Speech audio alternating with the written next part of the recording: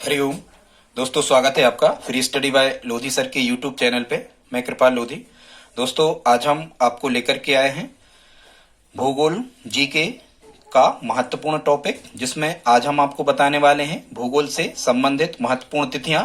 दोस्तों, आप किसी भी प्रकार के कॉम्पिटिटिव एग्जाम की तैयारी यदि कर रहे हैं तो यहाँ से निश्चित रूप से प्रश्न आना ही होते हैं। अब प्रश्न कैसे आते हैं स्टूडेंट्स? तो इसी प्रकार के प्रश्न आते हैं, जैसे कहेंगे बसंत विषुव क्या है, या शरद विषुव क्या है, या विषुव किसे कहते हैं, या संक्रांति किसे कहते हैं, पृथ्वी पर दिन और रात किस तारीख को बराबर होते हैं, उत्तरी ध्रुव पर उत्तरी गोलार्ध पर सबसे छोटा दिन या दक्षिणी गोलार्ध का सबसे बड़ा दिन, या कर्क संक्रांति क्या है। और इस प्रकार के स्टूडेंट प्रश्न आपसे पूछे जाते हैं। एक अपील दोस्तों, यदि आप हमारे चैनल पर पहली बार आए हैं तो प्लीज हमारे चैनल को सब्सक्राइब कर लें, साथ में बेल आइकन पर क्लिक करें ताकि सबसे पहले नोटिफिकेशन आपको मिलता रहे। दोस्तों, यहाँ तक यदि आपने हमारा वीडियो देखा तो प्लीज इस वीडियो को लाइक जरूर कर दें। तो बगैर देर किए हुए आइए प्रारंभ करते हैं आज का टॉपिक। सबसे पहले देखते हैं स्टूडेंट्स, यहाँ आपको सबसे पहले तैयार करना है। एक प्रश्न आपसे पूछा जाता है कि संपूर्ण पृथ्वी पर दिन और रात कब बराबर होते हैं। पूरी पृथ्वी पर दिन और रात कब बराबर होते हैं? इसका मतलब ये होता है कि बिल्कुल फिक्स 12 घंटे का दिन होता है और 12 घंटे की रात होती है। और संपूर्ण पृथ्वी पर कहने का मतलब चाहे वो उत्तरी गोलार्ध हो चाहे दक्षिणी गोलार्ध हो, दोनों गोलार्धों में दिन और रात बराबर कब होते हैं। मतलब आप समझ गए 12-12 घंटे के कब होते हैं स्टूडेंट्स।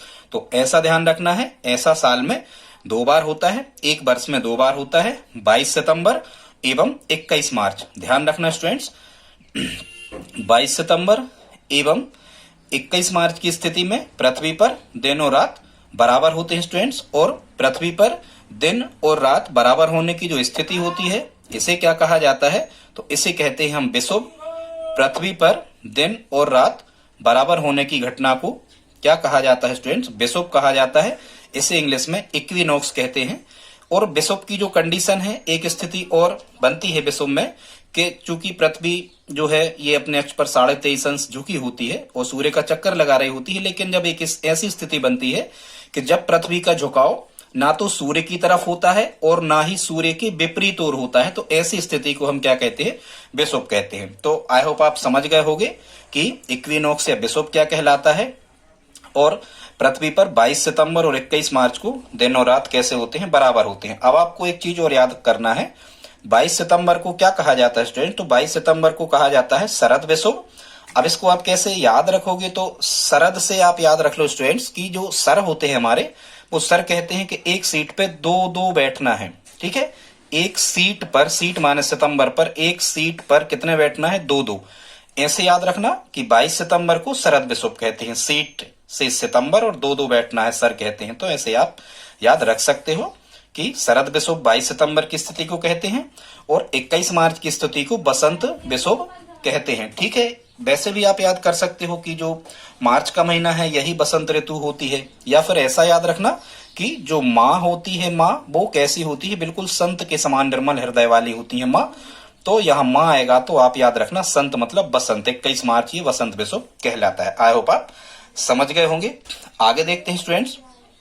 आगे है आपसे ये तारीख पूछी जाती है कि मकर संक्रांति किस तारीख को कहते हैं, या फिर पूछा जाता है कि उत्तरी गोलार्ध में सबसे छोटा दिन कब होता है। तो सबसे पहले दोस्तों हम जान लेते हैं कि संक्रांति क्या कहलाती है। ठीक है, तो सबसे पहले हम संक्रांति को परिभाषित कर लेते हैं स्टूडेंट। तो क्या होता है कि सूर्य अलग अलग माहों में अलग अलग राशियों में जाता रहता है। तो ध्यान रखना, सूर्य का एक राशि से अगली राशि में जाना ही संक्रांति कहलाता है। फिर से सुन लें, सूर्य का एक राशि से अगली राशि में प्रवेश करना संक्रांति कहलाता है। और कुल 12 संक्रांतियां होती हैं। संक्रांतियों की संख्या कितनी है? संक्रांतियों की संख्या स्टूडेंट्स कितनी? 12। अब हम देख लेते हैं मकर संक्रांति। तो वैसे आपको पता होगा कि मकर संक्रांति वर्तमान समय में तो 14 या 15 जनवरी के आसपास मनाई जाती है, लेकिन लगभग 1600-1700 साल पहले ये 22 दिसंबर को ही मनाई जाती थी। तो जैसा कि आपको पता है कि जनवरी को हम मकर संक्रांति मनाते हैं, तो उसके पहले की स्थिति आप बता दो। तो मकर संक्रांति कहते हैं 22 दिसंबर की स्थिति को। और 22 दिसंबर को क्या होता है स्टूडेंट्स? 22 दिसंबर को उत्तरी गोलार्ध में सबसे छोटा दिन होता है। अब आप कैसे याद रखोगे? तो इसकी ट्रैक हम आपको बता देते हैं। अब प्रश्न यहां से कैसा आता है, जैसे भारत जो है ये उत्तरी गोलार्ध में ही स्थित है। 22 दिसंबर को उत्तरी गोलार्ध में सबसे छोटा दिन होता है। कैसे याद रखोगे, इसकी ट्रिक को देख लेते हैं। ट्रिक आप कहना 22 दिन लगे इत्तो छोटो उत्तर याद करवे में। 22 दिन लगे इत्तो छोटो उत्तर याद करने में। क्या कहोगे? 22 दिन लगे इतनो छोटो उत्तर याद करने में। तो स्टूडेंट्स कैसी ट्रिक है, आपको याद करना है। 22 दिन लगे इतो छोटो उत्तर याद करवे में, इसका मतलब ये होगा कि 22 दिसंबर को सबसे छोटा दिन होता है उत्तरी गोलार्ध में। ठीक है, फिर से एक बार सुन ले। 22 दिन लगे, ऐसी ट्रिक लिख लेना, 22 दिन लगे इतना छोटा उत्तर याद करने में, ऐसी आप ट्रिक लिख लेना। इसका मतलब होगा दी से बनेगा दिसंबर। 22 दिसंबर को सबसे छोटा दिन होता है उत्तरी गोलार्ध में। ठीक है, यही आपसे पूछा जाता है कि उत्तरी गोलार्ध में सबसे छोटा दिन कब होता है, या पूछा जाता है कि 22 दिसंबर को क्या होता है। तो आई होप आप समझ गए होंगे कि 22 दिसंबर को उत्तरी गोलार्ध में सबसे छोटा दिन होता है। अब इसका यदि स्टूडेंट्स हम रिवर्स कर दें, तो रिवर्स कर दें तो सब उल्टा कर दो। उत्तरी की जगह लिख दो आप दक्षिणी गोलार्ध, और सबसे छोटा की जगह लिख दो सबसे बड़ा। इसका मतलब ये होगा कि 22 दिसंबर को दक्षिणी गोलार्ध का सबसे बड़ा दिन होगा। अब आप समझ गए होंगे। आगे देखते हैं स्टूडेंट्स। और ये मकर संक्रांति जो है स्टूडेंट्स, ये स्थिति कब बनती है, तो आपको सीधा सा कहना है कि सूर्य की मकर रेखा में प्रवेश करने के कारण। ठीक है, सूर्य की मकर रेखा में प्रवेश करने के कारण क्या होता है, मकर संक्रांति की स्थिति बनती है। या फिर आप सीधा ये कहना कि जो भी संक्रांति है उस पर सूर्य सीधा या लंबवत चमकता है। सीधी सी बात कहने का मतलब सूर्य मकर रेखा पर जब सीधा या बिल्कुल लंबवत चमकता है तब मकर संक्रांति की स्थिति बनती है। और 22 दिसंबर के बाद वैसे आपको पता होगा कि दिन की अवधि बढ़ने लगती है। हमारे यहाँ बड़े दिनों की छुट्टी भी होती है अपने यहाँ मध्य प्रदेश में। ठीक है, अब हम देखते हैं स्टूडेंट्स आगे कर्क संक्रांति। और वैसे ही आपको पता है, हाँ एक चीज याद रखना, आप कर्क संक्रांति किसे कहेंगे, तो कर्क संक्रांति वही कहलाएगी कि जब कर्क राशि में सूर्य प्रवेश करने लगता है, या हम ये कहेंगे कि जब कर्क रेखा पर सूर्य बिल्कुल लंबवत पड़ता है या बिल्कुल सीधा चमकता है, ऐसी स्थिति को कर्क संक्रांति कहते हैं। और ये कर्क संक्रांति की स्थिति स्टूडेंट्स ये कब बनती है, ये बनती है 21 जून को।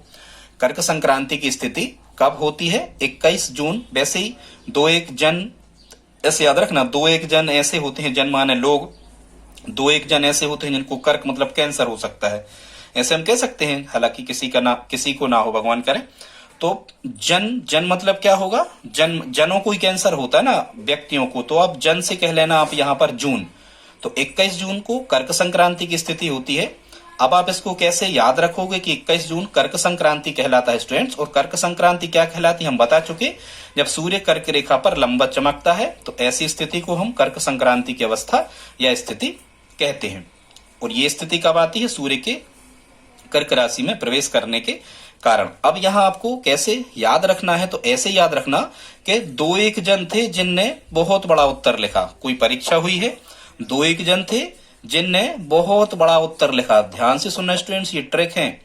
2-1 जन थे जिनने सबसे बड़ा उत्तर लिखा। इसका मतलब होगा कि 2-1 जन मतलब 21 जून को उत्तरी गोलार्ध में सबसे बड़ा दिन होता है।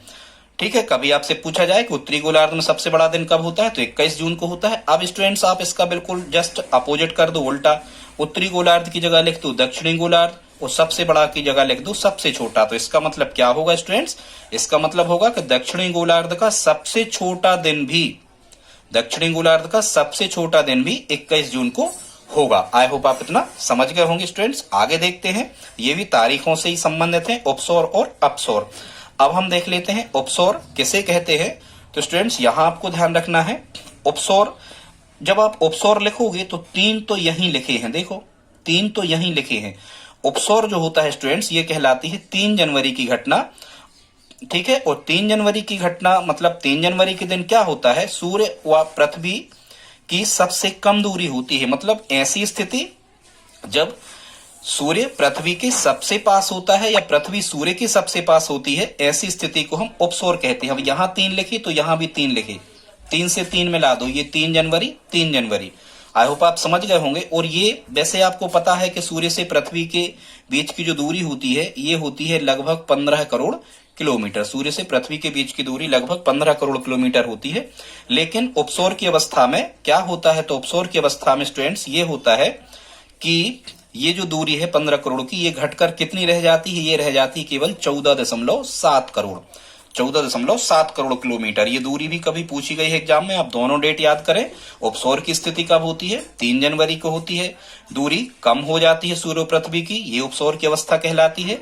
मतलब उप माने क्या होता है? उपस्थित। उपस्थित मतलब कोई आपके बिल्कुल पास उपस्थित है, तो वही तो हम कह रहे हैं कि सूर्य और पृथ्वी एक दूसरे के पास आ जाते हैं। उपसौर की अवस्था में इनके बीच की दूरी 15 करोड़ से घट करके लगभग 14.7 करोड़ रह जाती है। आई होप आप समझ गए होंगे। आगे देखते हैं स्टूडेंट, अपसौर क्या कहलाता है। तो यदि यहां आपने 3 का उपयोग कर लिया तो अपसौर में यहां 4 पा की जगह आप 4 बना देना। और ये कंडीशन, अपसौर की कंडीशन बनती है स्टूडेंट्स 4 जुलाई को। 4 जुलाई की स्थिति क्या होती है? 4 जुलाई के दिन सूर्य की पृथ्वी से सबसे ज्यादा दूरी होती है। मतलब 4 जुलाई के दिन सूर्य और पृथ्वी के बीच की दूरी सबसे अधिक होती है। मतलब सूर्य और पृथ्वी एक दूसरे से बहुत अधिक दूरी पर होते हैं। कौन सी कंडीशन में? 4 जुलाई की स्थिति में। ठीक है स्टूडेंट। और 4 जुलाई को ही हम, या ऐसी स्थिति को हम क्या कहते हैं? अपसौर कहते हैं। और ये जैसे हमने बताया कि सूर्य पृथ्वी के बीच की दूरी 15 करोड़ किलोमीटर होती है, तो अपसौर की अवस्था में ये दूरी बढ़कर के कितनी हो जाती है? ये हो जाती है 15.2 करोड़ किलोमीटर। ठीक है। आई होप आप उपसौर अपसौर समझ गए होंगे। यहीं से प्रश्न आते हैं। अब स्टूडेंट्स हमने यहाँ 3 स्थितियां और बताई हैं चंद्रमा के रंग की। तो एक स्थिति देख लेते हैं, इसको हम ब्लू मून या नीला चंद्र कहते हैं या नील चंद्र कहते हैं। यहाँ ब्लू मून जरूर लिखा है, पर इसका मतलब ये नहीं होता कि चंद्रमा का रंग नीला होगा, ऐसी कोई स्थिति नहीं। चंद्रमा का कोई भी रंग हो सकता है। तो अब हम देखते हैं कि ब्लू मून या नील चंद्र किसे कहते हैं। तो स्टूडेंट्स क्या होता है कि यदि किसी कैलेंडर के अनुसार, जो अपना सामान्य ग्रेगोरियन कैलेंडर जो चलता है वर्तमान में, यदि इस कैलेंडर के अनुसार एक माह में 2 पूर्णिमाएं हो जाती हैं, ध्यान से सुनना, यदि कैलेंडर के अनुसार एक माह में 2 पूर्णिमाएं हो जाती हैं, तो दूसरी पूर्णिमा के चंद्रमा को या दूसरी पूर्णिमा के चांद को ब्लू मून या नील चंद्र कहते हैं। ठीक है, आप समझ गए होंगे। फिर हम देखते हैं स्टूडेंट सुपर मून क्या कहलाता है। तो ये सुपर मून की जो घटना होती है, ये चंद्रमा और पृथ्वी जब एक दूसरे के सबसे पास में होते हैं। ठीक है, ध्यान से सुनना, जब चंद्रमा और पृथ्वी एक दूसरे के सबसे पास में स्थित होते हैं, तो पृथ्वी से चंद्रमा को देखने पर बहुत ही सुंदर चंद्रमा हमें दिखता हुआ प्रतीत होता है, क्योंकि पास से देखोगे कोई चीज तो बहुत सुंदर लगेगी, बहुत सुपर लगेगी। ऐसे याद रखना, यदि पास से देखोगे कोई चीज तो वो आपको सुंदर या सुपर लगेगी। तो ऐसे याद रख सकते हो कि चंद्रमा के पृथ्वी के सबसे नजदीक आने की स्थिति को सुपर मून कहते हैं। आई होप आप समझ गए होंगे। एक और बचा है स्टूडेंट रेड मून या ब्लड मून। ब्लड मतलब रक्त का रंग लाल होता है, तो रेड मून या ब्लड मून एक ही बात है। तो स्टूडेंट्स क्या होता है कि जब कभी भी चंद्र ग्रहण पड़ता है, चंद्र ग्रहण का मतलब आई होप आप समझ रहे होंगे कि जो चंद्र ग्रहण पड़ता है ये कौन सी कंडीशन में पड़ता है। जब यहाँ पर सन होता है, सूर्य होता है, और यहाँ बीच में पृथ्वी होती है, और यहाँ क्या होता है? मून होता है, मतलब चंद्रमा होता है। तो सूर्य का प्रकाश पृथ्वी बीच में आ जाने के कारण चंद्रमा पर नहीं पड़ता, इसको हम चंद्र ग्रहण कहते हैं। पृथ्वी की छाया चंद्रमा पे पड़ने लगती है, इसको हम चंद्र ग्रहण कहते हैं। और चंद्र ग्रहण हमेशा कब होता है? पूर्णिमा को ही होता है। तो क्या होता है स्टूडेंट्स, रेड मून या ब्लड मून? चंद्र ग्रहण के समय चंद्रमा जो है, ये इससे पृथ्वी से जो प्रकाश का परावर्तन होता है, सूर्य के प्रकाश का पृथ्वी से परावर्तन होता है, तो वो सीधा चंद्रमा पे पड़ता है और चंद्रमा बहुत ज्यादा चमकीला या गहरे लाल रंग का दिखने लगता है। ऐसी स्थिति को हम रेड मून या ब्लड मून कहते हैं। ठीक है, रेड मून या ब्लड मून, सीधी सी बात, ये चंद्र ग्रहण के समय की ही घटना है। दोस्तों, तो यही था आज का टॉपिक। यदि वीडियो पसंद आया हो तो प्लीज आप लाइक कर दें, और प्लीज आप हमारी हेल्प करें, इस वीडियो को स्टडी ग्रुप में दोस्तों के साथ शेयर करें, और हमें कमेंट बॉक्स में लिख करके बताएं हमसे आप किस विषय में कौन सा टॉपिक पढ़ना चाहते हैं। हम बहुत जल्दी उसका वीडियो लाने का प्रयास करेंगे। मिलते हैं अगले वीडियो में, तब तक के लिए जय हिंद जय भारत।